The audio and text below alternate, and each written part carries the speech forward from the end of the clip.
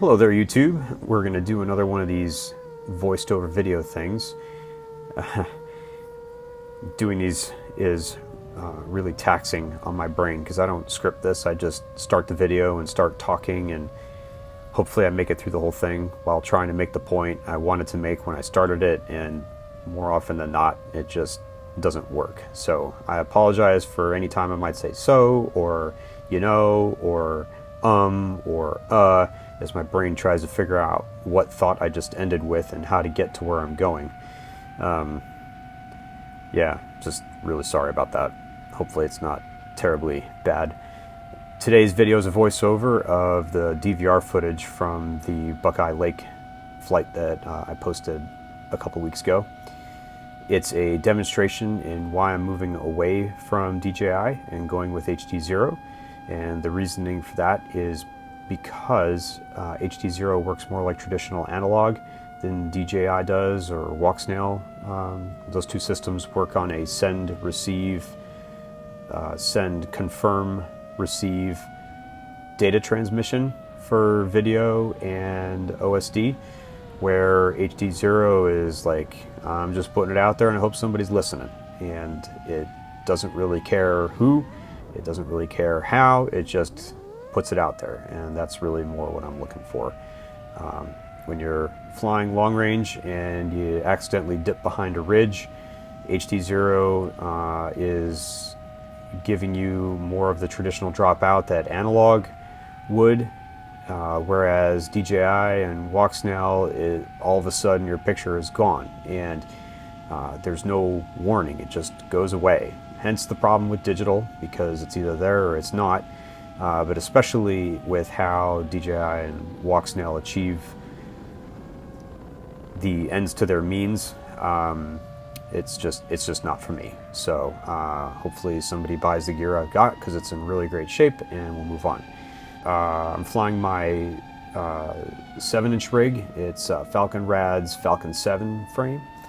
I'm running the GorillaLink Express LRS 900 MHz diversity receiver. I forget what my transmitter is. It's either Happy Model or Beta FPV, but that I believe is running 250 milliwatts on an update refresh rate of 50 hertz, but don't quote me on that. The Vista and the goggles, they're both rooted. They're both running WTFOS, obviously, with the MSP OSD display, and I've got the 1200 milliwatt FCC hack enabled on this through WTFOS. So that's the setup. Let's take a look at what happens when this video feed dies here. So what's going to happen is I'm going to fly straight toward that island right there.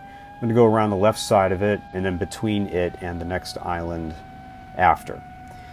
I've done my best to mimic the DVR footage against the timing of the GoPro raw footage, so you can kind of tell what happens and when.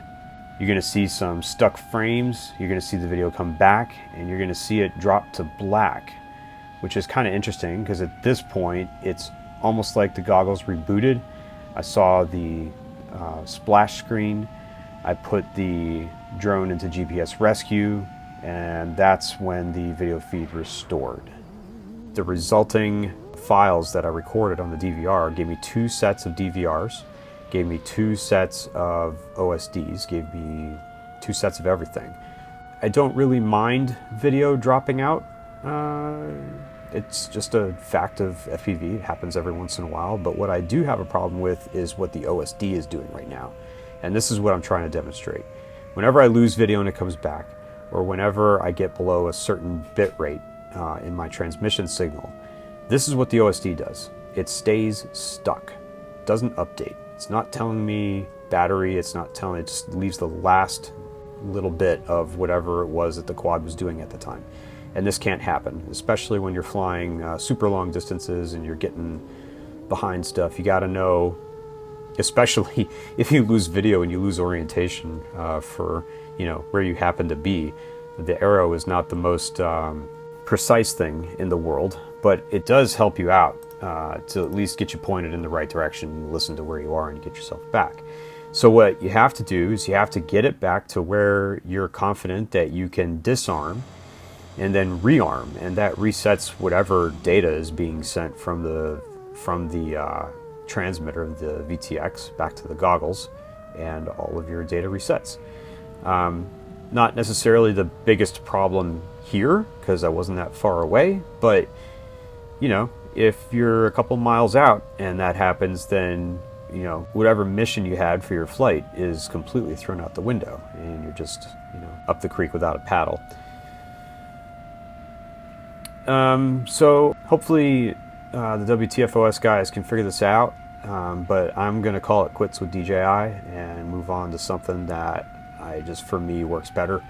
I wish all the DJI guys well, and I'm really happy that they have something that works for them. It's just not for me. Hopefully this video helps the devs understand a little bit more of, you know, what it is that I was trying to explain.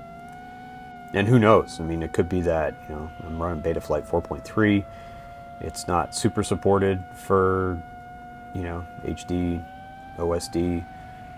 The Vista's not the newest thing in the world, but I mean, logic tells me that, you know, if I'm half a mile out, and even if I'm slightly, you know, with those trees between, I should not lose video the way I lost it. That's just, that seems to me to be finicky of a system, that it can't be that quirky.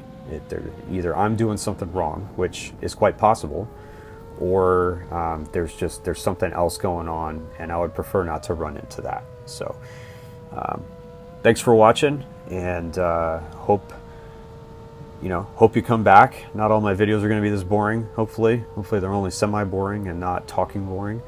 And I'll see you all whenever I post next time. Bye now.